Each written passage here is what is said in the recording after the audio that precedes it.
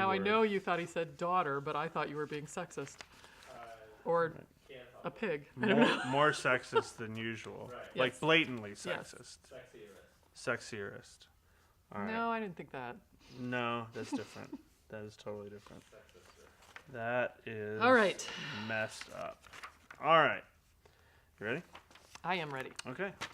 Hi, everybody, and welcome to the Big Idea Podcast. My name is Eric Bramlett. I am joined by Tammy Melchien. How you doing today, Tammy? I'm pretty good. All right. Pretty good. We are going to speak about a brand new series that starts in June 18th, to be exact, here at Community, and it is called That's Messed Up. That's messed up, Tammy. Hopefully the series won't be, but that's what it's called. Right. Yeah, we want the series to be clean and good. As opposed to all the other series. As opposed to all the other series. All the other series, we just have less control mechanisms to control the cleanliness. But this one, we want super clean so that it's not a confusing title. Yes. Is that right? Let's talk about what we're talking about. What is so messed up? And what are we focusing on with this series? Well, I'm really excited about the series because we are doing a 4-week series on the life of Joseph and his incredible story. And honestly, as we went back and looked, I think, if I'm not mistaken, it has been somewhere between 10 and 12 years since we've told Joseph's story here at Community. Because every time in the years since then that we've done an Old Testament character series, we've done like one person a week. And Joseph's story, you just can't tell in a week. So I think we always went, well, we can't do Joseph. Right, yeah. How do you do that? Yeah, so this is the way we have to tell Joseph's story. And giving it 4 weeks, I think it's going to be awesome. It's just such an incredible story. I think huge parts of the messages are going to be just telling the story and letting the story speak for itself. And hopefully at the end of this series, no one will be asking, now when did you marry Mary and have Jesus? Because I think a lot of people, when you say Joseph right now, they I don't think you can do 4 weeks on what we know about Joseph, no. the but this stepfather of Jesus. Stepfather? Would you say he's a stepfather? Earthly father? Yeah. Okay. Yeah. I mean, it's fine works. either way. But that's not this Joseph. Not this Joseph. This Joseph is in the book of Genesis, and in an awful lot of the book of Genesis. Yes, like incredible amount about his life, especially compared to. There's way more about him than Abraham, Right, Noah, all those guys. So, great story. All right, so week 1 sets it off, and obviously we're going chronologically in terms of his journey. And this week we're focusing on the word promise. Yes. And the big idea statement here, no matter what we've done or what's been done to us, we're never disqualified for living a life of promise. So talk a little bit about how Joseph fits into that statement. Okay, so we start his story, and we're going to have to set some background for him and the family that he's a part of. And as you read in Genesis 37, the thing that really sticks out to you is this is like one of the most dysfunctional families on the face of the earth. You have favoritism, you have jealousy, you have this 17-year-old punk Joseph who's like bragging about stuff, and so there's just all of this dysfunction happening. And when you look at, one thing that we want to bring out here is that these dreams that Joseph has, these dreams that God gives him, they are legit. They are that God has plans and purposes for his life. Unfortunately, through him being stupid in how he handles some of that, and then some of the consequences of how his father's being stupid and how he's managing his family, and then how that leads to his brothers doing something really stupid and selling him off to slavery. There's just all of this messed up stuff that happens in this chapter. But still, even regardless of all of that, God still has this promise on Joseph's life and these plans and these purposes for him. And so relating that to ourselves, I think sometimes we feel like, the things that I've done might disqualify me. Right, we're ruined. Or the things that have been done to me that hold me back. Right. Or whatever it might be. But I think in this message, we're really going to, I think we're going to start off even a little bit hearkening to Ephesians 2:10 of God has prepared good works. Like God does have things he wants to do through each and every one of our lives. And no matter what we've done, what's been done to us, like he still wants to do those things, and our life can be a life filled with promise. That's good. So That's good. I like that. It's a nice way to start off. There's certainly enough things that happen in that to qualify as being messed up. yeah, And it really it doesn't slow down No. in Joseph's life. no. And so then we go to week 2. Can I mention Yeah, one other yeah, thing? yeah, 'Cause- yeah, because 3 of these messages we've already had a brainstorm. So Yeah. you guys might be thinking, we had a thought, so whether you think this is good or if you have a better idea of starting off before we get into the thing of doing a little classic TV Dysfunctional Families. Sure. So sure. whether it was a montage or whether it's a Right. bit or something, but Yep. even going back to the All in the Family, Archie Bunker, the Married with Children, Yeah. maybe yeah. some. So Yeah, it's interesting because those TV families really morphed. I think Archie Bunker was probably the first where it wasn't Father Knows Best anymore. yeah, And it was. wasn't Leave he It to was- Beaver, was Yeah, it? he wasn't. Father Knows Best, Leave It to Beaver. Yeah, very, very different. Dick Van Dyke Show. I mean, there were so many like good dad examples, Yeah. and then it really took a much different Yeah, take. I mean, Homer Simpson even comes to mind. They're still showing Homer Simpson. So yeah. So I don't know if there was a little montage because then Yeah. it's kind of the, dysfunctional like, yeah, this is very much a part Like of the- our regular everyday life. yeah. Yeah. Oh, All that's right. good. I love it. All right, so let's talk about week 2 then. Okay. And so week 2, the focus word here is integrity. Mm-hmm. And the statement, and this definitely shows up in this part of Joseph's story, deciding now to do the right thing later can help us live a life of integrity. Mm-hmm. So this is the part of the story that we will cover where Joseph is in Potiphar's house, and he talks about how the Lord is with him, and he rises to be the overseer of the entire house, but then has this encounter, multiple encounters, Right. where Potiphar's wife is after him, and For a signature. No. no, Okay, it's not good. you can't read between the lines. No, I feel like you should say, after him is just, it's a little blurry. She's It's a little trying to sketchy. seduce him. Okay, there we go. That's what I was looking And she for. wants him to go to bed with her. Yeah. And so where the story kind of goes is she gets him in the house alone and makes her move, and he basically says, I can't do this to Potiphar, I can't do this to God. And he flees, but when he flees, she grabs onto his cloak, and so he runs out of there naked. And That's a problem. Let's It's just a say problem. that's messed so up. we're thinking live Yeah. sketch for this one. Yeah. So Just wait anyway. for the instructions, community pastors. Anyway, as you move forward in that, so she decides to turn it on him, accuses him of rape, or attempted rape, and Potiphar throws him into prison. Right. And So he that does is the right messed thing, up. and it still doesn't work Yes. out so well for him. Yes. But I think it's interesting what you said in the big idea statement, and we don't have to spend too much time Mm-hmm. on this, but just this notion that part of what's going on here is that these are things that he had already decided. Yeah. You know, this circumstance led him to, convictions that he had already kind of laid Yes. out. Decide now so that when it happens later, Yeah. you can act Because with integrity. when you talk about integrity, and we haven't brainstormed this one yet, but as I've been preparing for this, thinking about integrity, kind of one of the definitions of it really is that you are the same no matter which company you are in. Right. Is one of the Consistent. way that it's a Yeah. consistent character there. You're the same person, and one of the things, and one thing that we want to do in this message is we're not going to focus in on sexual temptation. Like, we want to broaden this, that every day we are faced with things. It might be a sexual temptation, but it could be, cutting a corner at work. It could be, doing something behind someone's back or something, Sure, sure. anything. And every day that we're confronted with situations that challenge our integrity, and where, gosh, if I was standing here and they saw me, I wouldn't do this, but because that right. type of thing. Yeah. And when we talk about deciding now, in one thing, what I love about Joseph's story is when he says no to Potiphar's wife, the emphasis is really on, I can't do that to God. And Joseph decided that he was always going to make the right choice by God.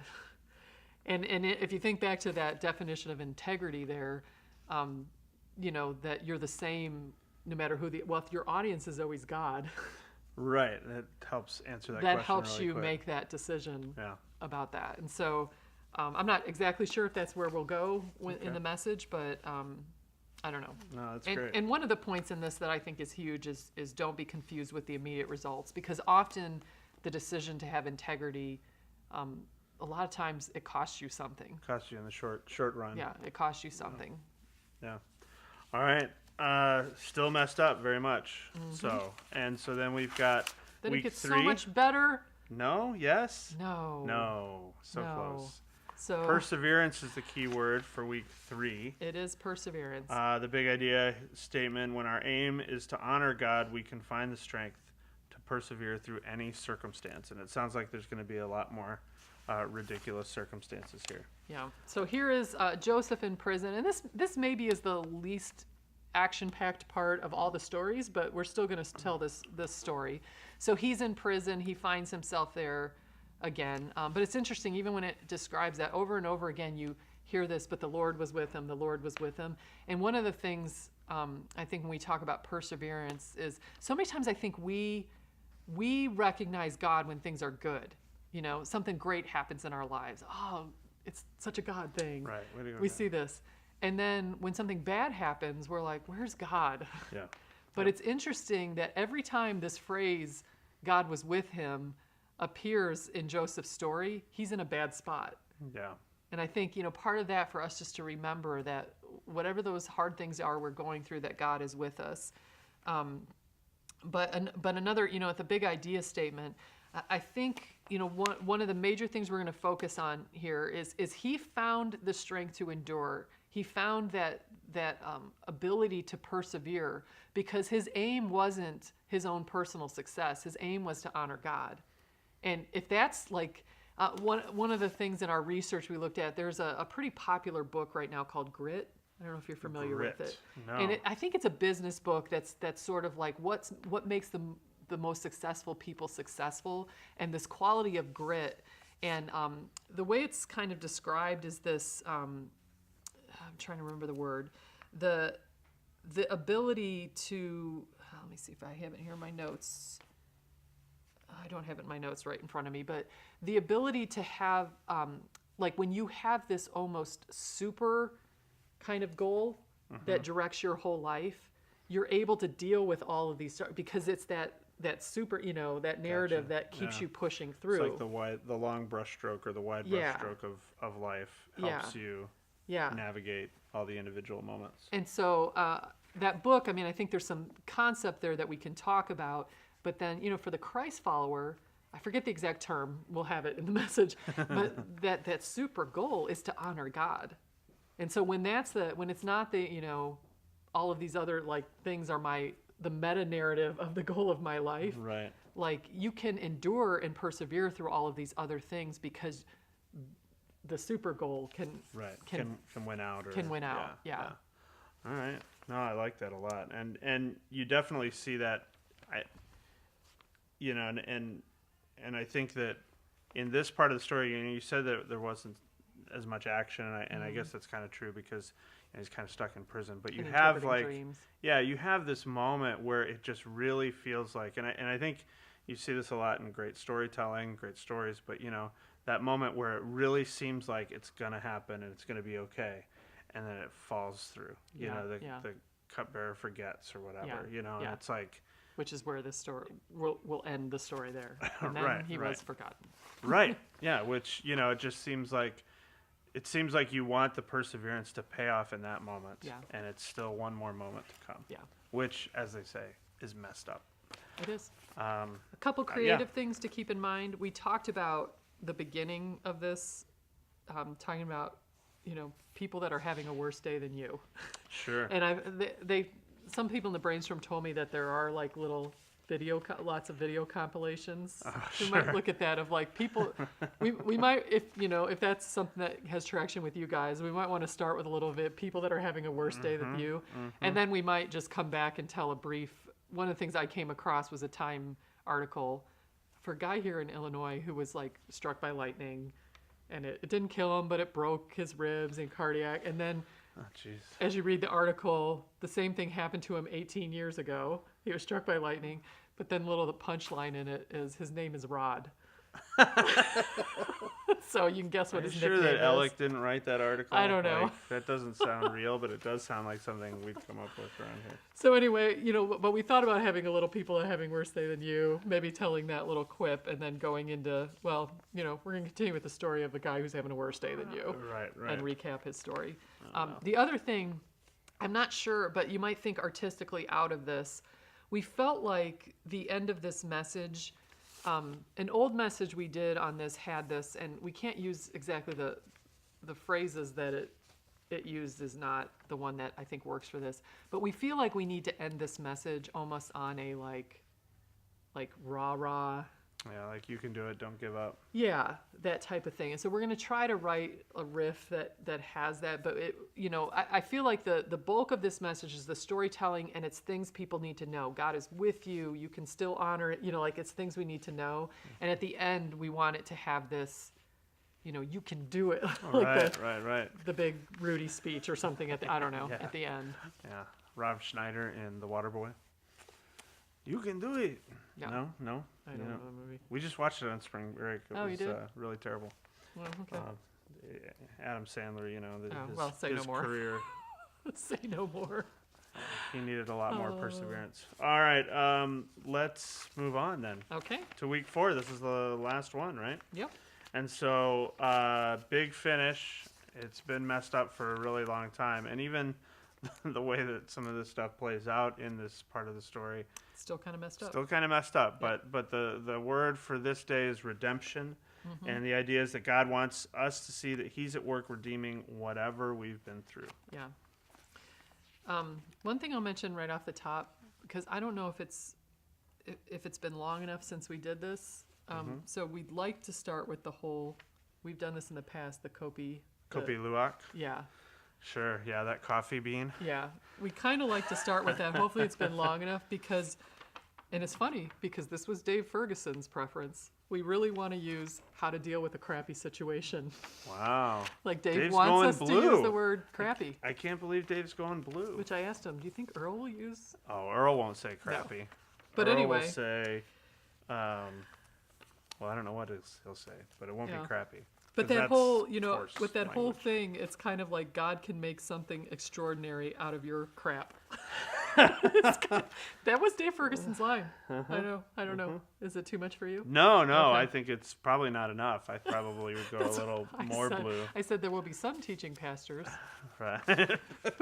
who we might have to make sure don't say another word. Right, exactly. Yeah. So this is a part of Joseph's story where we're going to look and say, okay, he rises to being number 2 in Egypt, and what God is able to do through him is save thousands and thousands of people as he kind of puts a system in place and organizes to prepare for this famine that comes to be. And so it's because of Joseph's leadership and him being there for such a time as this, to borrow an Esther phrase, that God is able to do this thing, including saving his own family. Right. And right. so when they come up to Egypt to try to and there is deal with so famine. much storytelling in this part that a lot of this message is going to be just telling that story and seeing where you land on that I don't think it's on the map, but the verse from Genesis 50, what you intended for evil, God has used for good. Right. Which is the theme verse really of That's all of Joseph's that messed up story, stuff. Yep. God was able to use for good.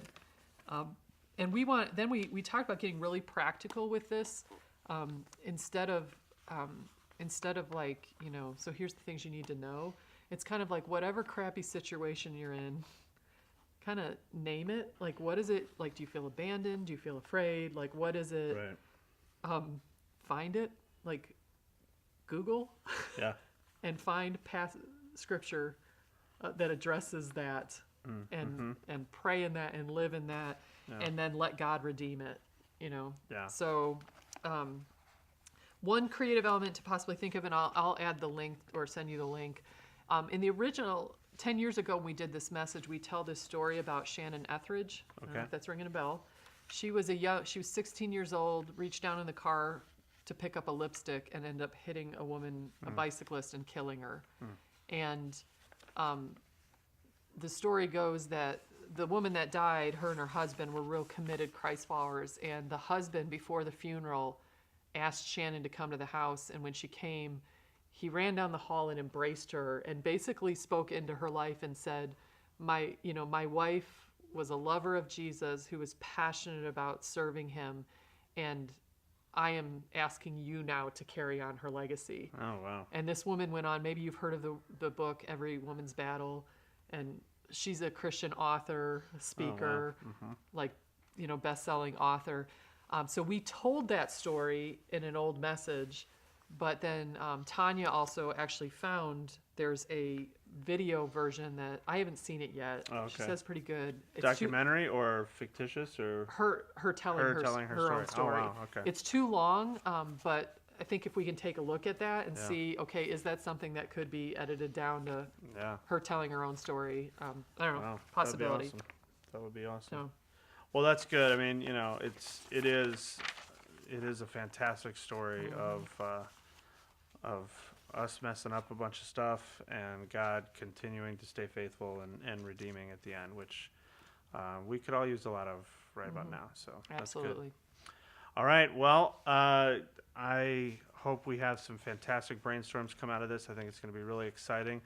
We do have the heads up of, many of these manuscripts will already be in production and some brainstorm notes. When are you brainstorming? I think this coming Tuesday we have our Okay. first meeting, and then the following Tuesday the Okay. week, I think. But actually, I'm not I don't- entirely sure because of I don't know. exponential. I don't know if I'll have all of them done by Tuesday, but you might. The teaching notes, as I Gotcha. get them Yeah. done, will be Yeah, added. exactly. Into that And folder, that's so. just an opportunity to be able to kind of get a next step into the process in terms Yeah. of what we're doing. So it's great stuff. That's messed up, and it's going to be a great summer here at Community. So, Tammy, thanks so much. You're welcome. I've Thank been you. Eric, and we will see you next time. So long, everybody.